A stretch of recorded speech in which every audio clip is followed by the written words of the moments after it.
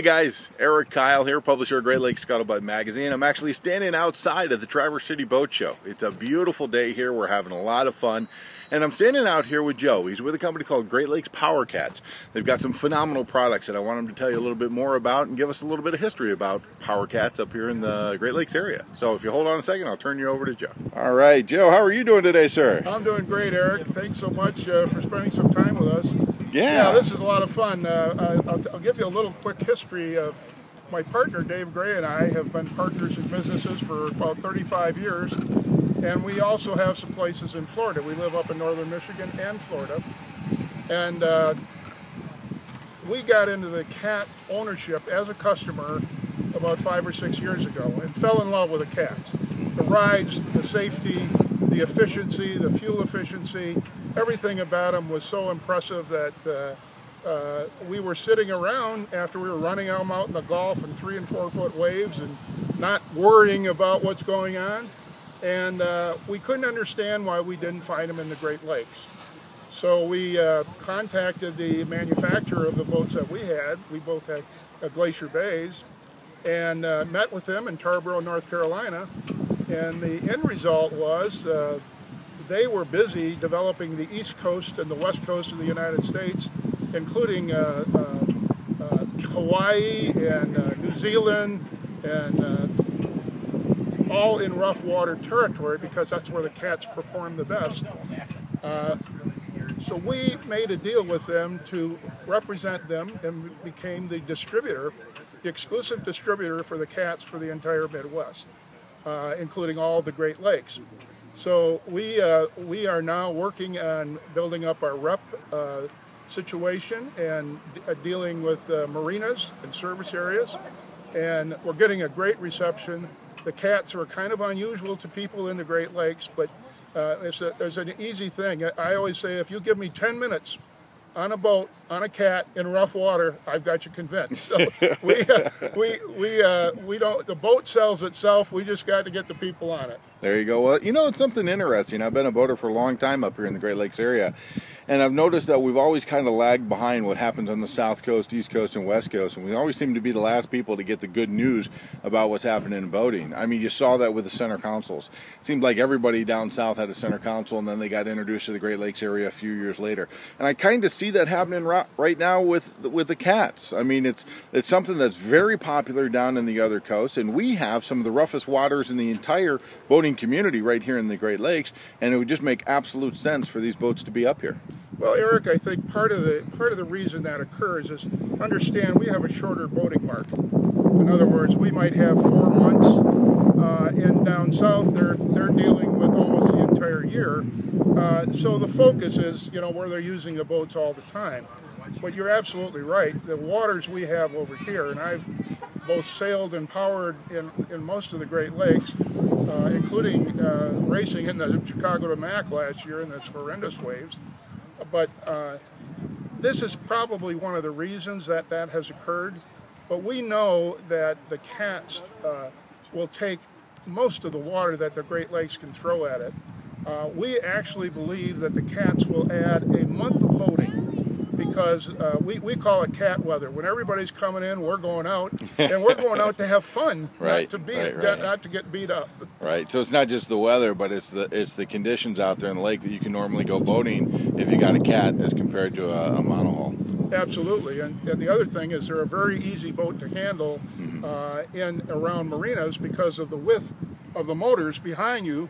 It's always cutting into clean water. So when you want to spin it around, it cuts in very easily, and it's very easy to handle, and just a lot of fun.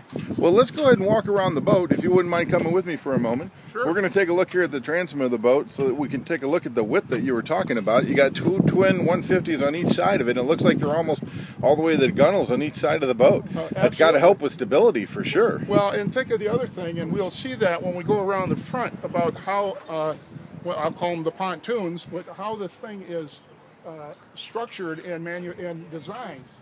Number one, when you look at it from the side, it looks like a traditional boat. Right. And you might look at this and say, well, gee, that's a nice looking boat, but you're thinking of a monohull. Right. Once you get out in this boat, And even if you're not into design and other things, you can quickly understand why these boats will handle water that other boats won't. If you look right down here. Right in the chute. Right in the chute. Now, if you look at a traditional monohull, you can see it. Consider yourself hitting a 2 or 3 foot wave with this boat. Both of these cut into the wave. Right. And air and water gets trapped in here, and it acts as a shock absorber. Ah, okay. So when you hit, if a monohull hits a wave, the bow cuts it, but then the base of the boat gets lifted right up in the air. And you've got 2 choices then. You either back off on the throttle so you won't fly over it, and if you fly over it, you end up slamming hull. This one, even if you fly over a wave, first of all, you'll cut it and it won't hurt anybody on board, but even if you get in the airborne, when you come down, it just sinks down in the water. There's nothing flat to hit. So it sinks down and comes right back up. It's like a porpoise. I like it. Now, the one question I have, because I also like to have a little bit of comfort on the boat as well, is because you don't have the monohull down there, that's normally where a lot of the living space is, a lot of the cabin space. Do you have very much space inside of there? Well, it's interesting. The design is such that, I mean, this boat right here, which is a 27-footer, has a queen-size bed down below. And I'm 6'5", Eric. Yeah. And I've had one of these for 5 years in Florida. Very comfortable. It has a full walk-in head. It has a microwave. You know, and it's a very livable boat. So it still has all the comforts of a monohull. It's just the ride is going to be significantly better and different. Well, and not only that, in today's economy, think about fuel efficiency. These boats are the most fuel efficient you can run because, again, you don't have all that wetted surface that you have to push. Right. Another interesting thing about the boat is when you take off with a monohull from a standing stop, you know, if you hit the throttles, the bow will go way up in the air, and then it'll kind of settle down and finally start to smooth out. This boat it goes straight. It just takes off. It takes about 7 seconds to get up to 30 knots. So you're up on plane immediately. Yeah, well, let's walk around this way so I can show a little bit more about that space that we have in the superstructure.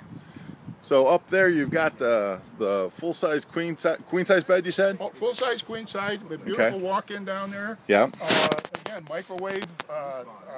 It's got a sink. It's a shower. Nice private bathroom. Some good storage area down there as well? The boat has so much storage area. Outstanding. And this is pretty nice. It's not only set up for family cruising, but you'll see the rod holders. There are live bait wells in here. It's a wonderful fishing boat. Okay, very cool. Well, I can't thank you enough for taking your time today, Joe, telling us a little bit more about Great Lakes Powercat, especially this Glacier Bay model. And if we wanted to find out more information about how we can see these boats, how we can get in touch with you guys, where do we go, what do we do? Well, 2 things you can do. One is the main manufacturer has a great website called www.powercatgroup.com, and that'll give you all the history and the models and what boats we have. And you can contact us in Traverse City at 231-645-6338.